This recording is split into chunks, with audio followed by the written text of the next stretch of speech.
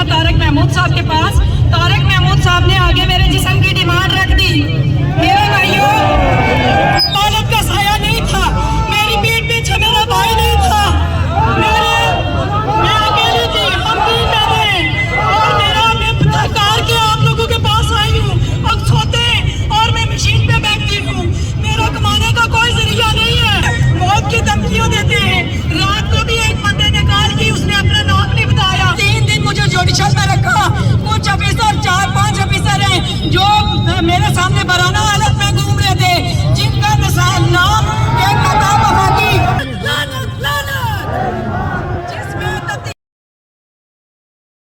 में आना जाना लगा रहता था। फिर उसके बाद मर्र ने मुझे मैसेजेस करना शुरू कर दिए, तंग करना शुरू कर दिया मोहम्मद नसीब ने।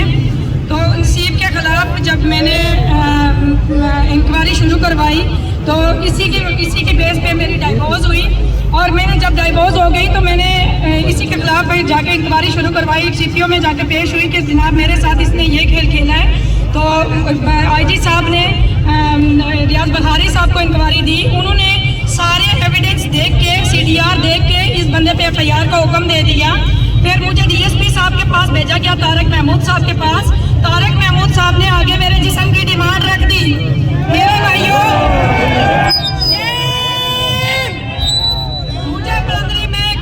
मुझे बलंदरी में कोई इंसाफ नहीं मिला। ना ही रावला कोट के लोगों ने आवाज उठाई, ना ही बलोच के लोगों ने आवाज उठाई, क्योंकि मैं एक यतीम बच्ची थी। मेरे सर पे मेरे वालिद का साया नहीं था, मेरी पीठ पीछे मेरा भाई नहीं था, मैं अकेली थी, हम तीन बहनें, और मैं कार के आप लोगों के पास आई हूँ।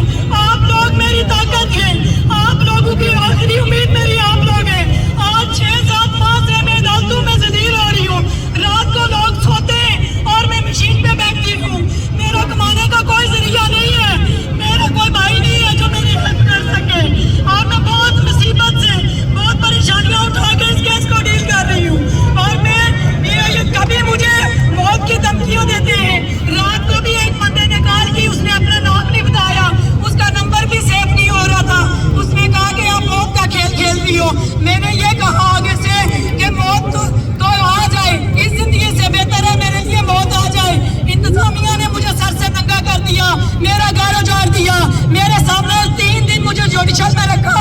कुछ ऑफिसर, 4-5 ऑफिसर हैं जो मेरे सामने बराना हालत में घूम रहे थे, जिनका नाम एक नताब वफाकी, लानत लानत लानत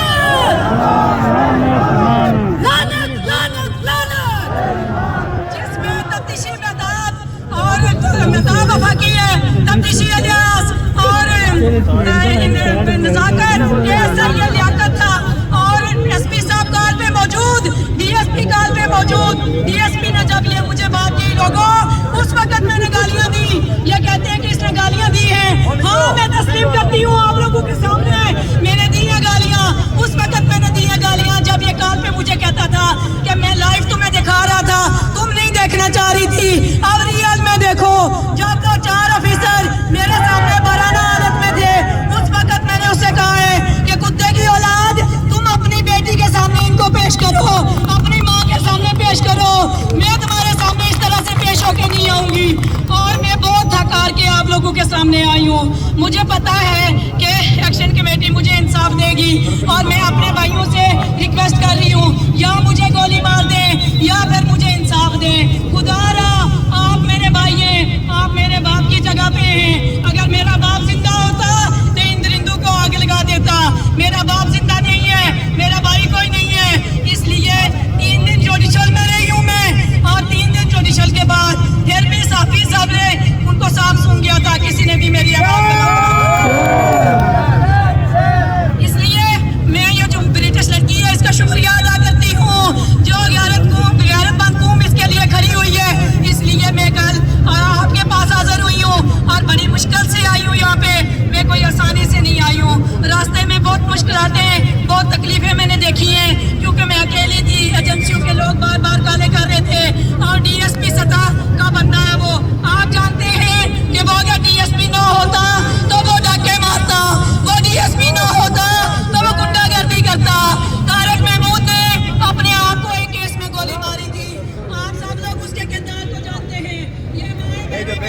भेजा कोनी कोनी कोनी ऐसी गल कोई नहीं उठ खेलते हैं वो चाचा रहे नहीं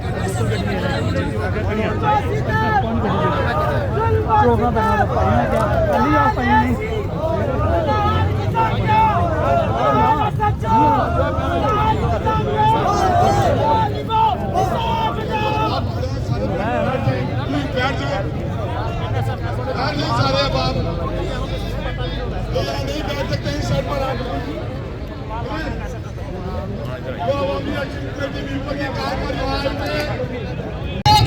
दरअसल ये एक अवामी अदालत है और सबसे बड़ी अदालत भी यही अवाम की अदालत होती है जो ये फैसला करती है कि असेंबलियों में कौन आएगा, इंतजामी इदारे कैसे होंगे। ये अवाम है तो ये रियासत बनती है, ये इदारे बनते हैं। आज इस अवाम ने ये फैसला किया है कि ये जो हमारे थानों में गंदा तरीन कल्चर है जिसकी पहले भी हम बातें सुनते आए हैं, लेकिन होता क्या था कि आवाज को दबा दिया जाता था, ये बता दिया जाता था कि विक्टिम ब्लेमिंग होगी, हमारी इज्जत पे बात आएगी, वो लोग दब जाते थे। हम शुक्रगुजार हैं उस ब्रिटिश पाकिस्तानी औरत का कि एक कश्मीरी औरत का कि जिसने अपनी हिम्मत का मुजाहिरा किया और चूंकि वो एक इंसानी मुआशरे में परवान चढ़ी थी, वहां पे उसको लगता था कि थानों में इंसाफ मिलता है, अदालतों में इंसाफ मिलता है, लेकिन हुआ क्या कि वो यहाँ पे बेचारी हरासा होती रही और फिर जब वो सामने नहीं आना चाहती थी तो रंग रंग के इसको उन्होंने नाम दिए, मुख्तलिफ शक्लें दी इसको।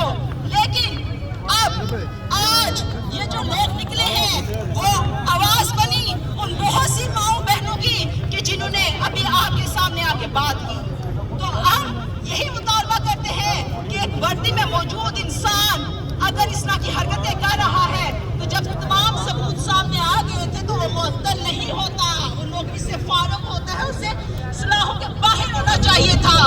एक आम इंसान को जुर्म करता है और अगर वो मफरूर हो जाए तो आप उसके घर वालों को उठा लाते हैं, तो यहाँ पे आप कैसे कह सकते हैं कि वो छापे मारे हैं, वो मिल नहीं रहा, फिर उसको सलाहों के पीछे किया जाए, नौकरी से फारिग किया जाए, उसको अवामी सजा दी जाए। आप सबको खुश रियासत माँ जैसी होती है और हर शहरी उसमें बराबर का ट्रीट होता है। हम ये सुनते आए हैं और पूरी दुनिया में अब ऐसे कानून बन चुके हैं। हम किस जंगल के कानून में रहते हैं, हम किस दरिंदगी के माशरे में रहते हैं कि जहाँ पर अपनी बेटियों के लिए तो तुम लोगों के कानून हैं और गरीब की बेटी के लिए या दूसरे की बेटी के लिए तुम लोग दरिंदे बन जाते हो। और जो लोग तुम लोग जो थाने के अंदर जो तुम लोग करते हो वो भी मुझसे बेहतर कोई नहीं जानता। जेल के अंदर तुम लोग जो औरतों के साथ सलूक करते हो मुझसे बेहतर कोई नहीं जानता। मैं कहती हूँ कि तुम लोगों की जो तरबियत है उस पर लानत, तुम लोगों की जो तरबियत करने वाले हैं उस पर लानत। खुदारा होश के नाखून लो इस वक्त तक कि ये कौम और ज्यादा मजीद इंतशार में ना जाए, रियासत को रियासत माँ जैसे ही रहने दिया जाए। शुक्रिया। नहीं आई, मेरा कोई इरादा नहीं था बोलने का, क्योंकि मैंने सोचा कि मेरी बहुत सारी बहनें यहाँ पे खड़ी हैं, वो हमारी नुमाइंदगी के लिए ही खड़ी हैं, तो मेरी कोई ज़रूरत नहीं है यहाँ आने की। लेकिन जब मैंने इस तरह की बातें सुनी तो मैं बर्दाश्त नहीं कर पाई और मैं यहाँ पर आने पर मजबूर हो गई हूँ। मैं सिर्फ बाकी चीज़ें तो यहाँ पे बहुत डिस्कस हो गई है, हम लोगों ने भी सोशल मीडिया के ऊपर भी यहाँ पे भी बहुत सारे भाइयों ने बहनों ने SHO साहब का SHO, क्योंकि मैं उसको SHO आप नहीं कह सकती, हमने उसको टर्मिनेट कर दिया है, अवाम ने उसको टर्मिनेट कर दिया है और वो अब SHO नहीं है। मैं इसकी जो कार्रवाई रह रही है वो सिर्फ रस्मी रहेगी, जो बोगस इंतजामिया अब करेगी, वरना उसके पास और कोई चारा नहीं।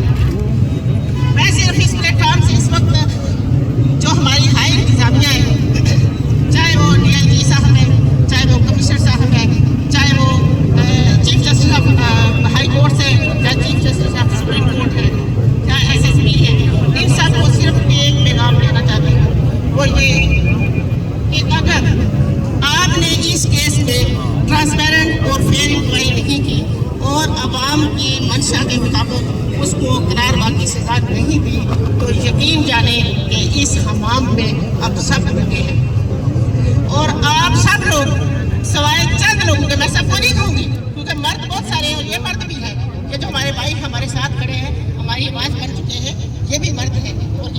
नहीं सुरक्षित होंगे।